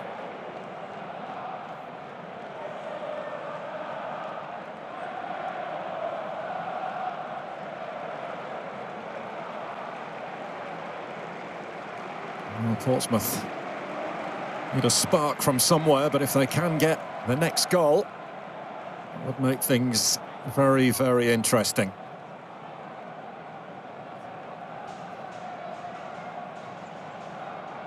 Marco Shane to take this. And it's bypassed everyone in there. I thought it's a decent ball in myself. It's one of the first decent ones that Shane has put in, albeit that I'm quite impressed the way that he's gone about his business so far in the opening hour. I just think there you had all the players, they were all spread out apart. Normally you get them in little blocks of 3s and 4s.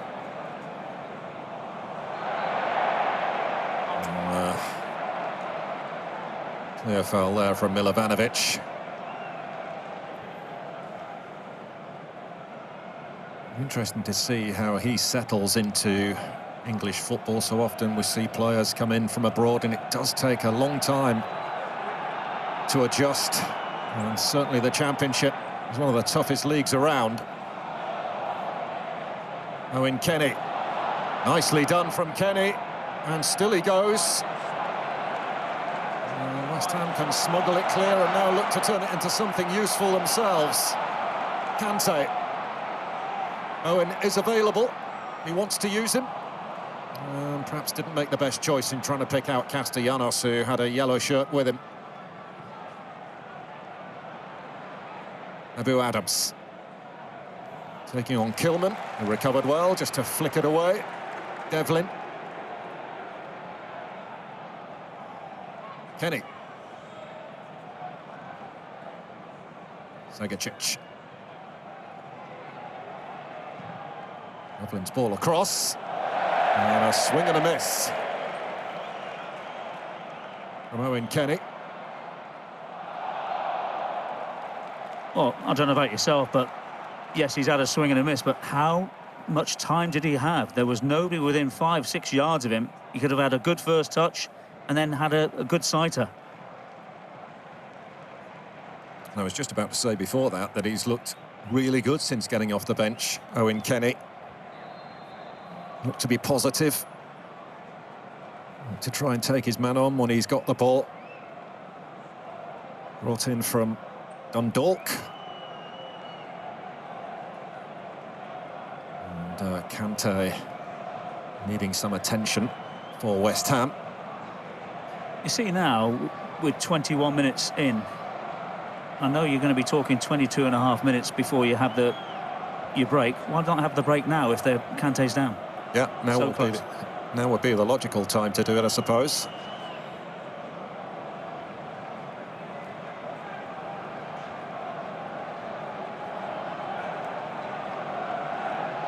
It might be a case of cramp for Kante.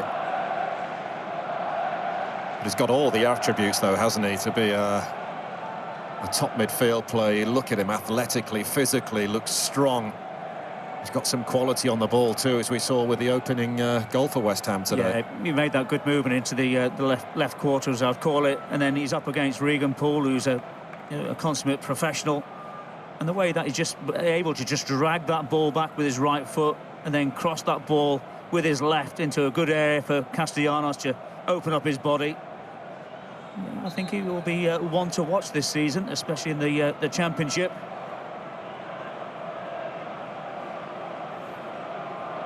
He's just stretching out that left leg of his. It looks as though he will be rejoining us pretty soon. He's just off the field at the moment. Meanwhile, West Ham with this free kick.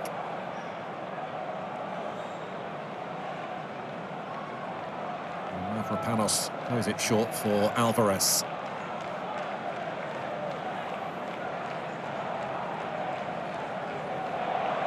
Tillman.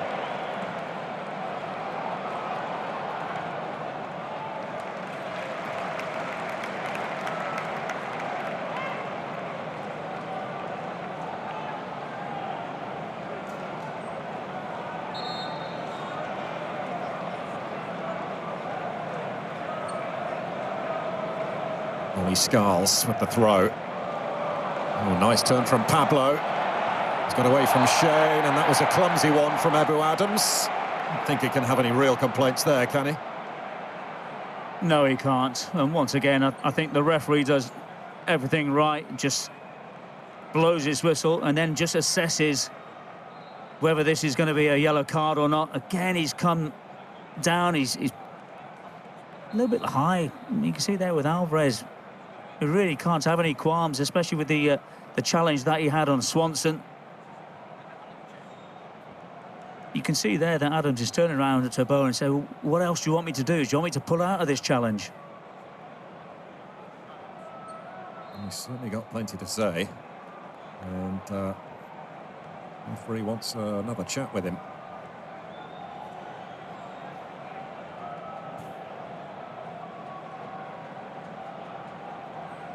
Bobby Bishop, the captain of Portsmouth, there also.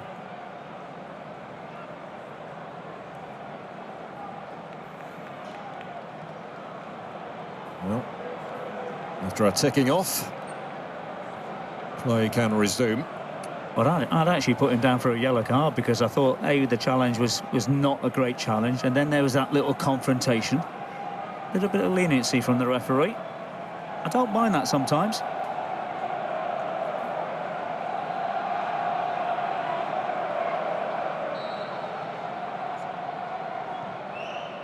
Orford to swing it over.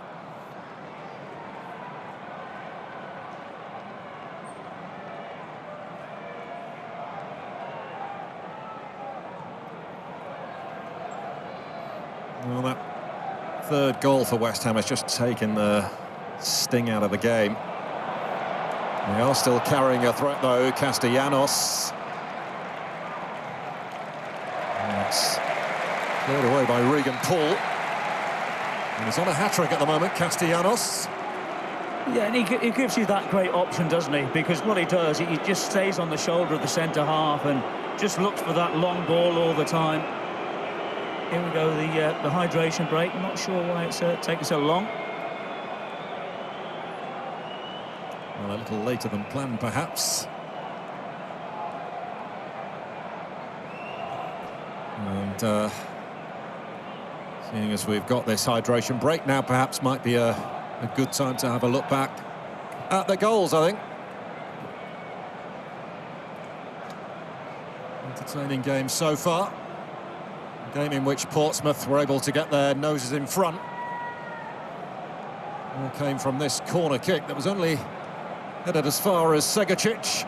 by Kilman, and then via a deflection of Kilman into the back of the West Ham net. This is an excellent strike, isn't it? But great control here from Kante. Just finds that little half a yard, but you can see there with Castellanos, nobody in and around him, but the way that he's able to just open his body. And this is a great strike from Jarrod Bowen. Yes, it takes a slight deflection, but how many times have we seen that over the years? And this is a great cross from Bowen onto the head of Castellanos. Just puts it in there and says, finish it. And finish it he did. And they are back from their hydration break. And as things stand, West Ham on course to make it through to the second round, which is, well, they were knocked out last season, beaten by Wolves. Twice League Cup runners-up back in 1966. They were beaten by West Bromwich Albion over 2 legs under Ron Greenwood, and then in 1981 lost to Liverpool in a replay at Villa Park when John Lyall was manager. And Paul Goddard scored the goal for West Ham. What a great player is Goddard and Cottee. I knew you'd remember. I was just about to say some names there that I bet David Phillips remembers very fondly, and there he was, right on cue to tell me the goal scorers. Dalglish and Hansen for Liverpool. There you go. There you go. You can't stop him now. Some great names there, aren't there? Absolutely right. Bailey. And Milovanovic going after it, but tied it up nicely by Mavropanos.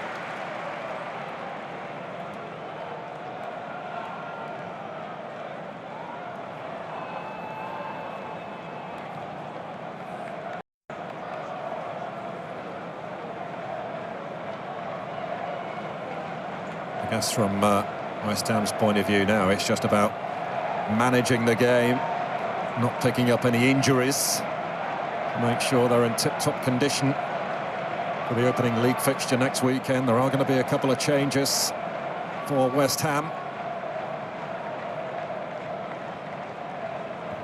You know, and I have to have a look and say about Portsmouth, I've been more than happy the way they've gone about their business today. It's just on a few occasions where they've just switched off, especially for the last 2 or 3 minutes in the first half, where the goals did come in.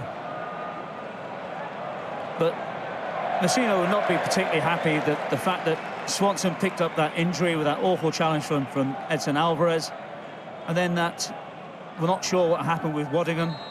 They're always a horrible one to take, and certainly could be out for weeks, if not months.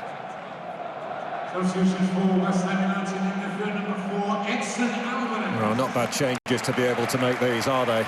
You look at the quality about to step onto the field here. Edson Alvarez is withdrawn. Also in midfield number 17, Mohamedou Kante. And El Hadji Malik Diouf is on. Has been the subject of interest this summer. Brentford have had a bid rejected for him. James Ward-Prowse on for Mohamedou Kante. James Ward-Prowse, a League Cup runner-up with Southampton back in 2017. They were by Manchester United. Born in Portsmouth, facing his hometown club. And of course they love him for being a pre-Southampton player. Definitely. I'll tell you what a great career he had at Southampton as well. A little bit disappointed that when he came to Nottingham Forest he didn't really get enough opportunities there. But we know how good he is at any sort of set plays.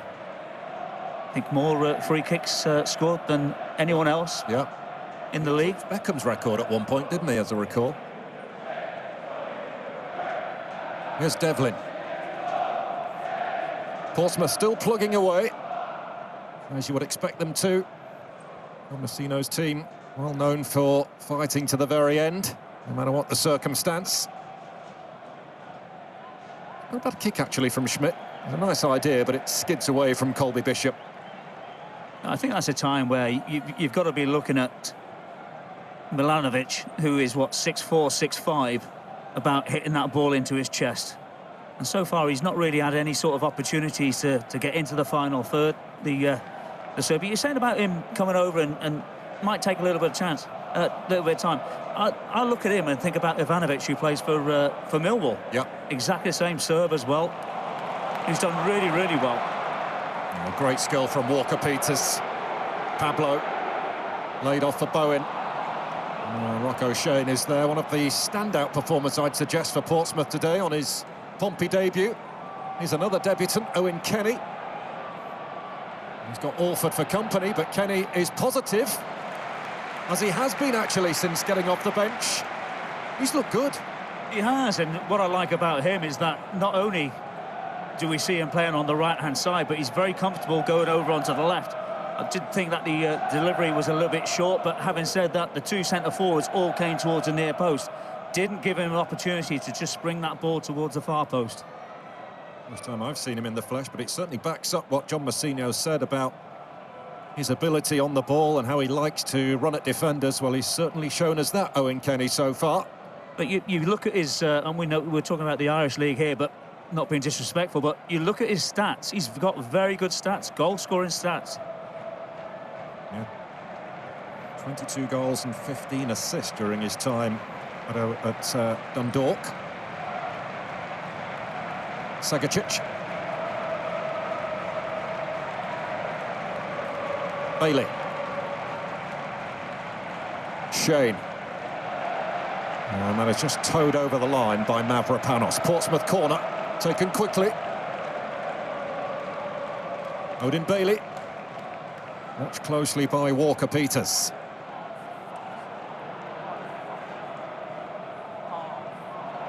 Cheap giveaway from Shaughnessy.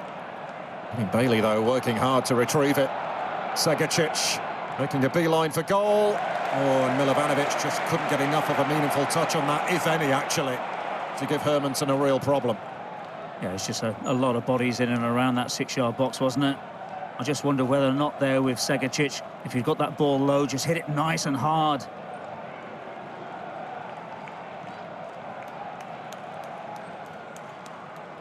Scarles.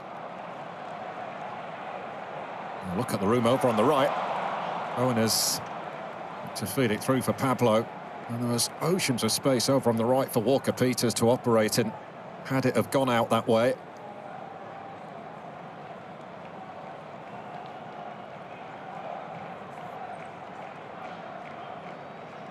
One thing that we shouldn't be seeing much of, if at all, this season is goalkeepers going down wasting time, David, which something needed to happen in that regard, because all football followers were getting fed up of it. Now, if a goalkeeper goes down with no foul upon him, and an outfield player has to go off for a minute.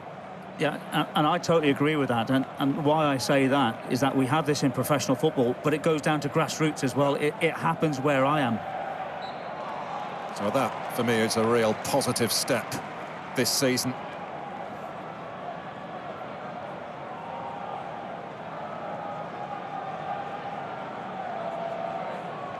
Looks as though might be another change on the way. And John Swift looks like being the one to join us.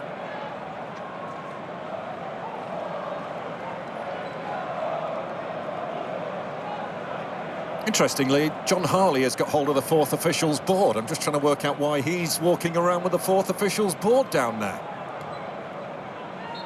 I'm not quite so sure myself. Shouldn't the fourth official have hold of it?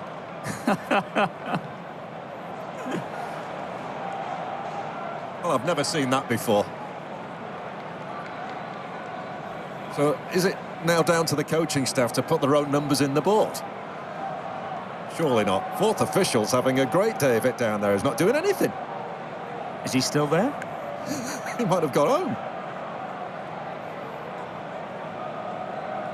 10 to play.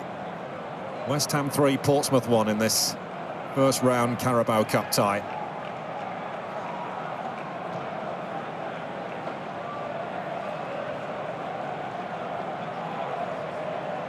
Andrew Adams heading out to Odin Bailey. Well, certainly Portsmouth were looking for a better start to this season than last, when they won just 3 of their opening 16 fixtures in all competitions. Oh, and Castellanos didn't look like reaching it. It's a mere presence. Made Nicholas Schmidt panic a little.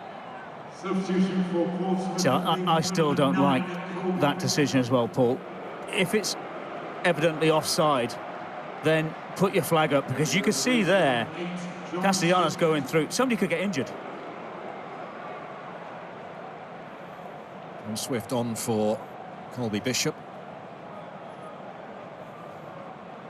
Very open and honest about his performances last season, John Swift. He was played quite regularly in a deep lying role, and said he made far too many mistakes that put his team in trouble. But there is no doubt he's a player of quality at championship level. If they can tease that quality out of him. You know, and I think that comes from the manager as well, because I think the manager likes honesty. Segacic having a crack. Here is John Swift, who's operating in the kind of area that he's more familiar with. Odin Bailey, Swift. Abu Adams, formerly of Derby. Forest Green Rovers as well.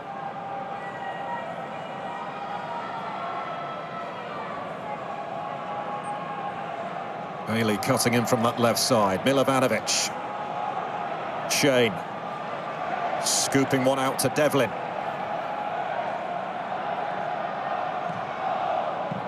He fizzed across there by Regan Paul, but it's a flat delivery West Ham can clear.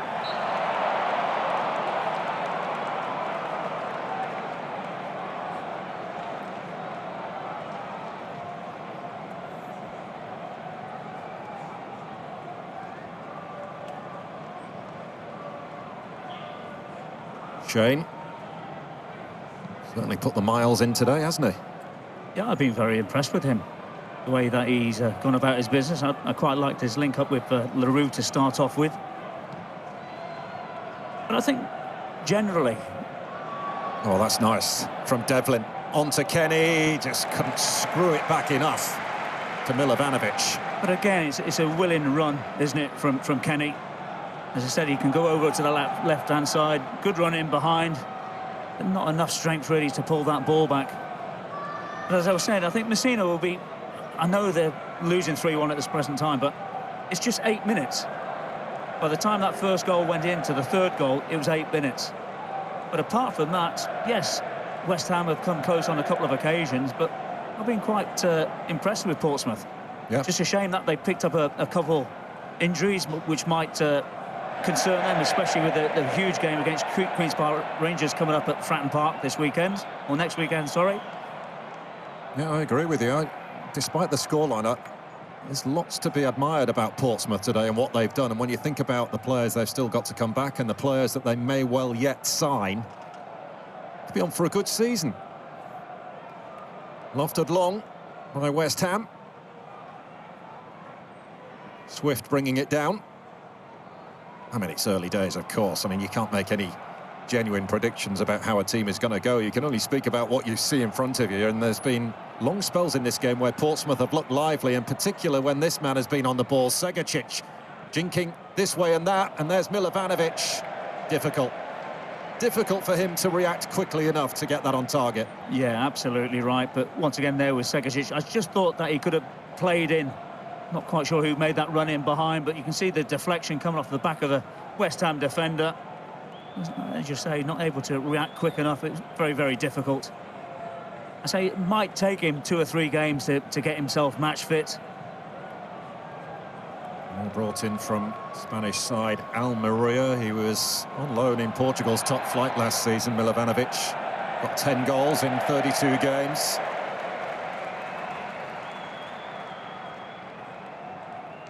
But West Ham United here, closing in on round 2 of the Carabao Cup. I think Actually reached the quarter-finals in 4 of the last 9 seasons. I was just saying about Segacic. Did he pick up a yellow card for that? I'll be very surprised if he didn't. We're just booting that ball away. Stand by for a West Ham debut. Veltman's ready to make his entrance. Malik Diouf. Nudged through, nicely done. And Castellanos looking to sniff out a hat-trick. Couldn't quite get it that time. My question would be to Castellanos in that position, why didn't he shoot with his left foot? Tried to be a little bit cute, rolled his foot over the ball up with his right foot, and then tried to hit it with the outside of his right. That's the time. Just move it onto the left and hit it. Orford.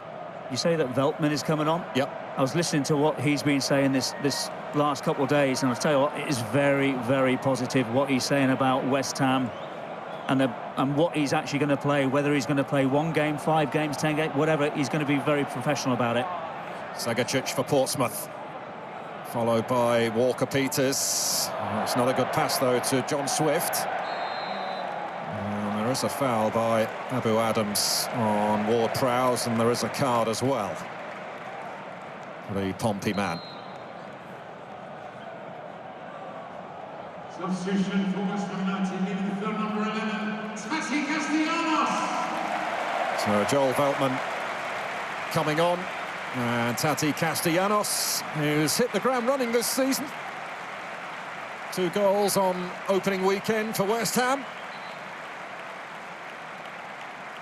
Off he goes, and a debut here for the Dutchman, Joel Veltman. West Ham's only new face so far this summer. Player with bags of experience with Brighton. 6 seasons there, just shy of 200 games. Did get a goal last season, and it was an equaliser and a 2-2 draw here at the end of December.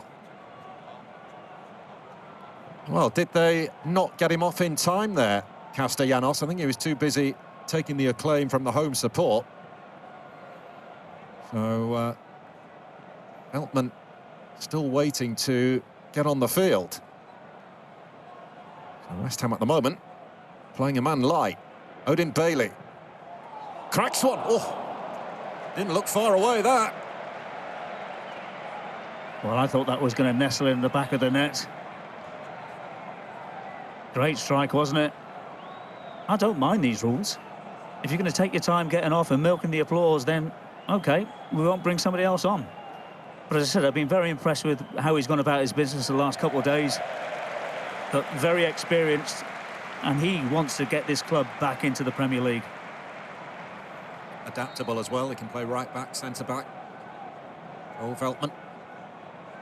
I mean, not the most glamorous signing ever. I'm not being disrespectful. I think West Ham fans would agree, but certainly a player who can make a difference defensively and just that bit of nous as well when it's required. And the thing is that if you are short at the back, you need extra bodies anyway, and he will provide that. And straight involved here, getting it back from Bowen. And now Pablo. And Scarles just couldn't get on the rebound. It's cleared away in the nick of time. Well, Joel Veltman straight into the thick of the action there. Well, is that a case that Nuno has turned around to him and said, go and play up front, just go and run around? As it materialised, it's a decent strike, wasn't it, from Pablo?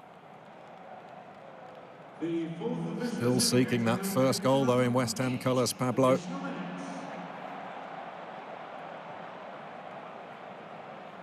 This is Malik Diouf. Going to be at the World Cup for Senegal this summer. Given that one away to Abu Adams. Swift. Milovanovic found himself surrounded. Forward from Scarles. 8 additional minutes being played here. Bailey.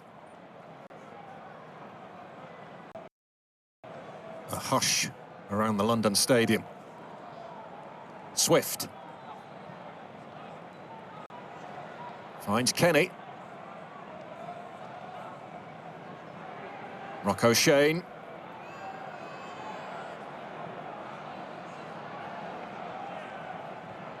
Devlin.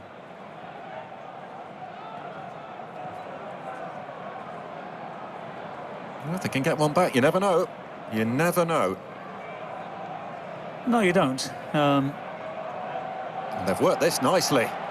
Owen Kenny, Milovanovic loitering inside that penalty area. It's Kenny all the way. It's some way off, and he eventually let fly. Well, he does so well to start off with, getting in behind Oliver Scarles. And then he cuts in on his right-hand side. He's up against Orford. And that's the time, really, he's got to go and hit it as hard as he can, nice and low. But you can see he's trying to just caress that ball into the far left-hand corner as he's looking at it. But as you already highlighted and alluded, I'm quite impressed with Kenny. Yeah, I like the look of him. Segacic. Swift. Marco Shane, he's got Walker-Peters snapping at him. He's kept it moving, though. Terry Devlin.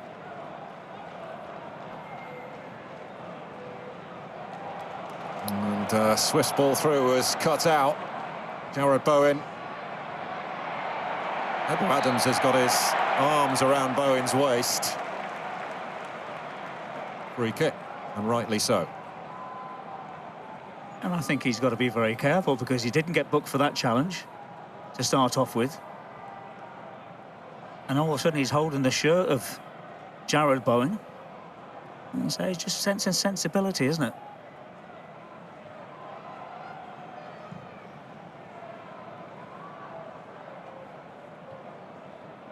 We can pull with eyes on that. There's Bowen.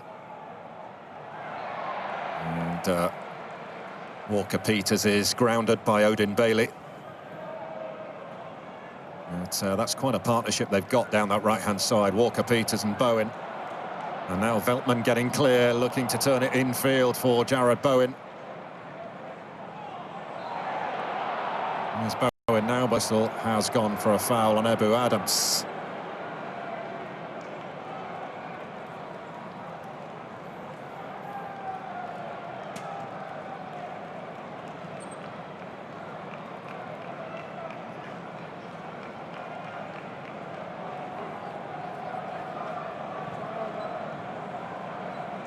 Swift.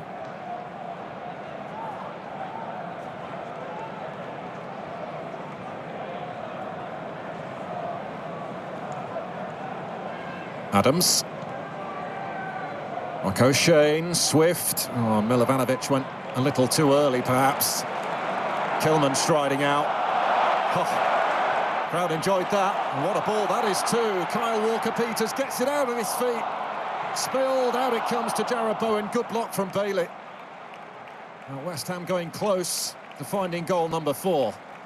Wrong decision, Walker-Peters. Got to put that ball across, and it's a tap-in for Pablo.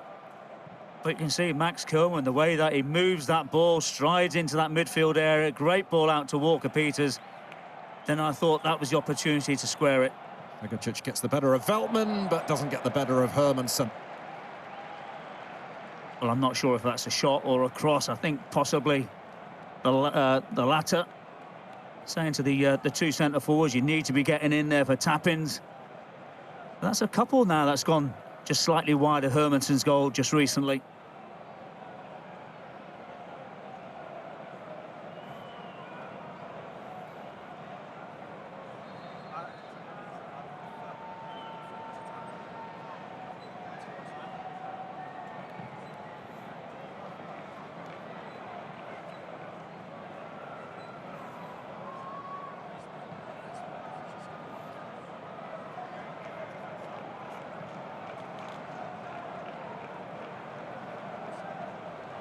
Regan Paul.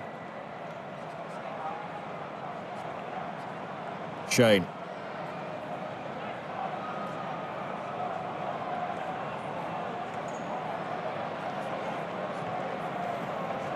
Shane again.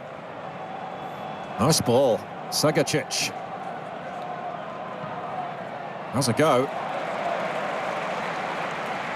So positive though, isn't he, Segacic? I mean, might not always be the best decision that he takes, but he's desperately trying to get his team back in the game here. Yeah, absolutely right. And noted as well that he's moved over onto that left-hand side, more favourable, rather than cutting in on the right-hand side. But once again, you have to say it's a great ball from Shane again, isn't it? I've been very impressed with him. Yeah, he would be my Portsmouth man of the match. Rocco Shea, I've been really impressed with what he's been able to produce in that midfield area, the way that he wants the ball all the time and tries to progress the ball most of the time.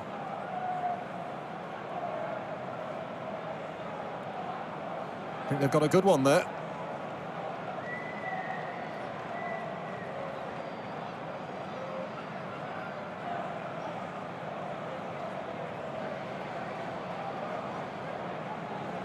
Swift. Shane. Dispossessed that time by Scarles. Milovanovic making his presence felt, and in the eyes of the referee, illegally so.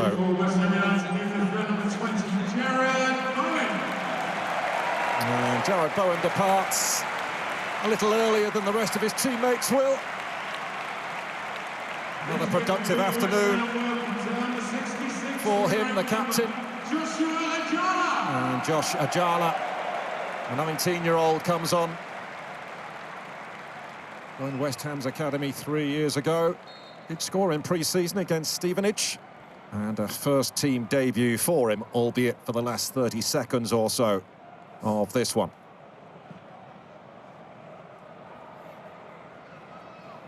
Well, once again, you have to say that Jarrod Bowen has worked the oracle once again.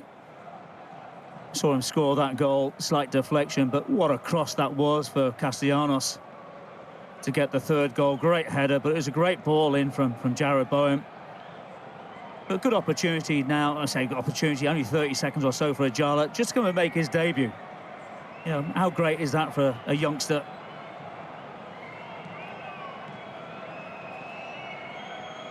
Devlin. Can Portsmouth have the final word at least?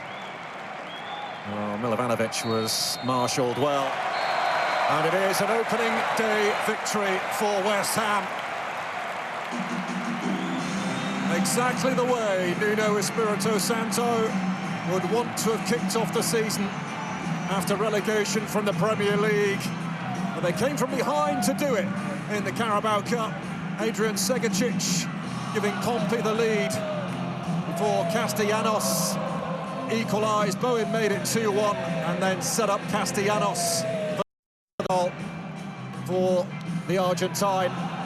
And a job well done in front of a crowd of over 50,000.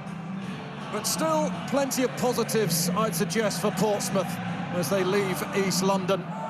Some lively performances, some standout displays. But Jarrod Bowen, once again, has left a big impact on this game for the Hammers. West Ham 3, Portsmouth 1, David Phillips. Yeah, well,